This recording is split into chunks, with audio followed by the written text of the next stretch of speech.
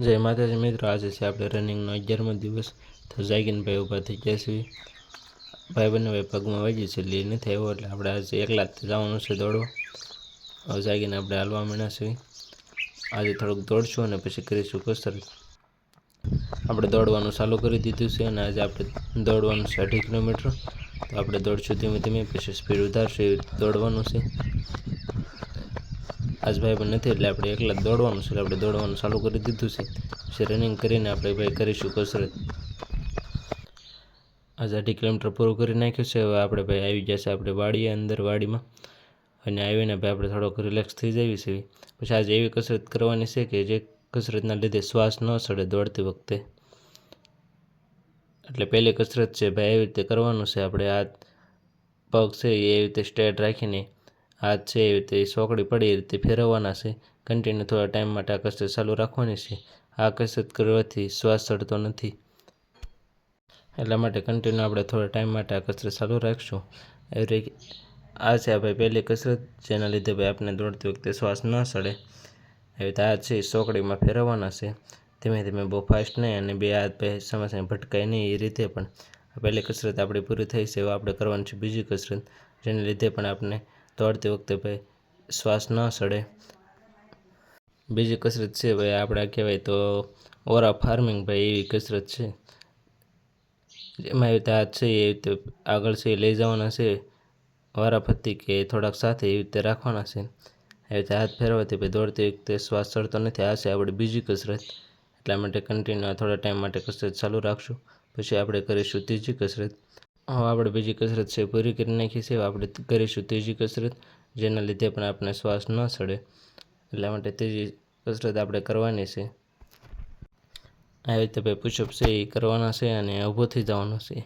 પાછું ભાઈ બીજી વાર ટ્રાય મારીને આમ હાથ રાખીને એવી રીતે આપણે શરીર ખેંચાય એ રીતે ઊંચું થવાનું છે અને પાછું ઊભું થઈ જવાનું. એવી રીતે ધીમે ધીમે છે કન્ટિન્યુ એવી રીતે ચાલુ રાખવાનું છે. આ કસરત કરવાથી પણ હવે આપણે શ્વાસ ચડતો નથી. આવી રીતે શરીર ખેંચાય એ રીતે કરવાનું છે, પાછું ઊભું થઈ જવાનું છે, પાછું પુશઅપ માર્યું એ રીતે થોડુંક કરવાનું છે. અને આમ શરીર આખું ખેંચાય એ રીતે ટ્રાય મારતી રહેવાની છે. વારાફરતી કન્ટિન્યુ થોડા ટાઈમ માટે આપણે કસરત શરૂ રાખવાની છે. પછી કરીશું આપણે ચોથી કસરત, જેના લીધે પણ આપણે શ્વાસ ન ચડે દોડતી વખતે. ભાઈ થોડો ઘણો તો શ્વાસ ચડે જ તે, પણ ભાઈ બહુ વધારે થોડુંક દોડવી ત્યાં શ્વાસ ચડવા માંડે. એટલે માટે થોડીક કસરત એવી કરીશું જેના લીધે શ્વાસ છે આપણે ઓછો ચડે. આ કસરત પૂરી કરીને આપણે કરીશું ચોથી કસરત, જેના લીધે આપણને શ્વાસ ન ચડે. આપણે આ થોડા ટાઈમ માટે ભાઈ કસરત ચાલુ જ રાખી છે. હવે આ કસરત પૂરી કરીને આપણે કરીશું હવે ચોથી કસરત. ત્રીજી કસરત પૂરી કરી નાખી છે. હવે આપણે કરીશું ચોથી કસરત.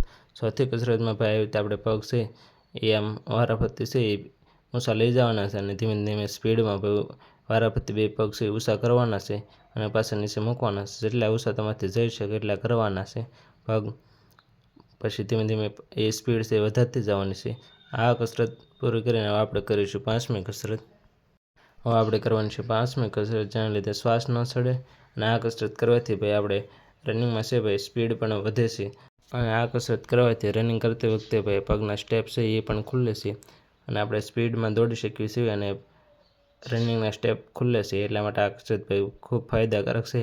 એટલે આ કસરતમાં ભાઈ વારાફરતી આપણે પગ છે ઊંચો લઈ જઈએ અને હાથ છે નીચે તાળે પડે એ રીતે કરવાનો છે. વારાફરતી ભાઈ પગ ફેરવતા રહેવાના છે, અને હાથ છે એ પગની વચ્ચે તાળી પાડવાની છે. આપણથી પગ જેટલો ઊંચો થાય એટલો લઈ જવાનો છે અને વચ્ચે તાળી પાડવાની છે. આ કસરતના લીધે ભાઈ સ્ટેપ ખુલે છે અને શ્વાસ પણ ઓછો ચડે છે. એટલા માટે આ કસરત છે ભાઈ ખૂબ ફાયદાકારક છે. આ કસરત પૂરી કરીને કરીશું આપણે પછી આગલી કસરત. આગલી કસરત છે આપણે રીતે ભાઈ જમ્પિંગ કરીને ભાઈ દોડવાનું છે. દોડવાની રીતે દોડવી એ રીતે ભાઈ એવી રીતે દોડવાની સ્ટાઇલ કરવાની છે. જેટલું આપણથી ઊંચું થવાય એ રીતે કરવાનું છે. અને સ્પીડમાં આનાથી પણ ભાઈ દોડવામાં ભાઈ સ્પીડ આવે છે અને શ્વાસ છે એ ઓછો ચડે છે, કારણ કે કસરત ઘણી થાય છે આનાથી શ્વાસ અને પગની પણ બે કસરત. એટલા માટે આ કસરત આપણે થોડોક ટાઈમ માટે કરીશું, પછી આગલી કસરત કરીશું. એ રીતે ભાઈ જેટલું ઊંચું થવાય એટલું થવાનું છે અને સ્પીડ જેટલી વધે તમારાથી એટલી વધારવાની છે.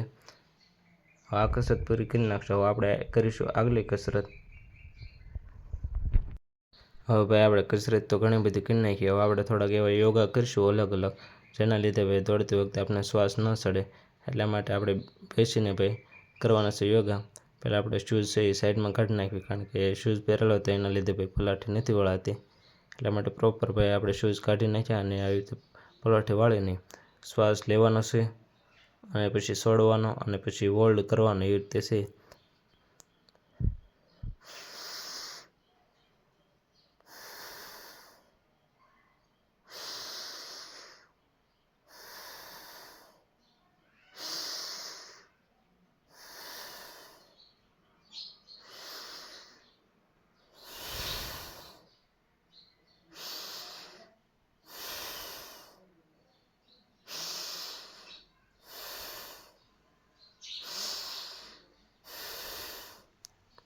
એ રીતે ભાઈ આપણે શ્વાસ લેવાનો છે અને ધીમે ધીમે છોડવાનો છે. એ રીતે થોડાક ટાઈમ માટે ચાલુ રાખ્યું આપણે.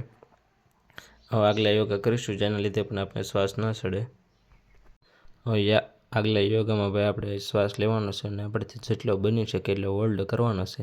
એટલા માટે આપણે ભાઈ શ્વાસ લઈ લીધો છે. આપણે એક ધારો ભાઈ હોલ્ડ કરી જ રાખ્યો છે.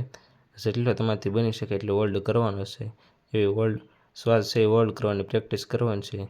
બહુ પરાયણે નહીં ભાઈ, તમારાથી જેટલો થાય એટલો શ્વાસ હોલ્ડ કરવાનો છે. આપણે ભાઈ થોડાક ટાઈમ માટે શ્વાસ છે હોલ્ડ કરી રાખ્યો છે. હવે પાછી બીજી વાર આપણે એકવાર ટ્રાય મારી દઈશું. શ્વાસ લઈને ભાઈ જેટલો બની શકે એટલો હોલ્ડ કરી રાખ્યો છે. પછી હોલ્ડ કરીને પછી શ્વાસ છોડવાનો છે.